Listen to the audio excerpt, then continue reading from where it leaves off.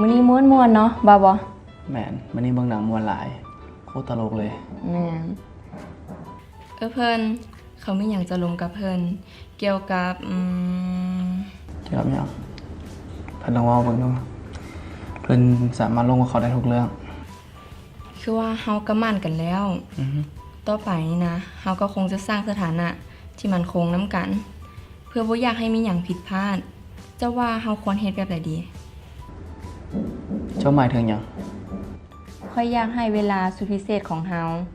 มีแต่ความสุขบ่อยากจำเป็นต้องแบบไปกังวลว่าจะมีพยาธิหรือว่าถือพาอันนี้เขาฮู้อยู่แล้วแต่สุขภาพเขาก็แข็งแรงดีน่าจะบ่มีปัญหาหยังติเจ้าฮู้บ่ว่ามันมีพยาธิโพตพเป็นพยาธิติดต่อทางเพศสัมพันธ์ที่บ่สามารถแสดงอาการใดๆถ้าบ่เป็นแฮงแท้ๆนะและที่สำคัญมันสามารถส่งต่อสู่ผู้อื่นได้อีกได้โอ้ว่ะข่อยบ่ฮู้มาก่อนเลยได้นี่บ่เพียงแต่เท่านั้นแต่ค่อยนะบ่อยากกังวลอยู่ตลอดเวลาว่าจะถือพาเพราะว่าตอนนี้ค่อยยังบ่พร้อมที่จะมีลูกเทื่อหรือว่าจะพร้อมวะข่อยก็ยังบ่พร้อมว่าแต่ว่าเราจะมีวิธีอะไรเพื่อป้องกันพยาธิติดต่อทางเพศสัมพันธ์ซึ่งเฮาไปปรึกษาน้าหมอกันบ่ไป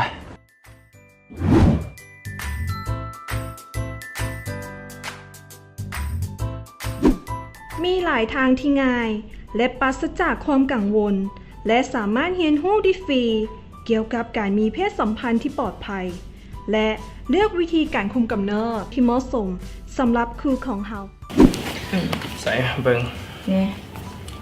แบบนี้ก็ดีได้เนาะบ่บ่แบบนี้ก็ดีคือกันเพราะว่าค่อยอยาก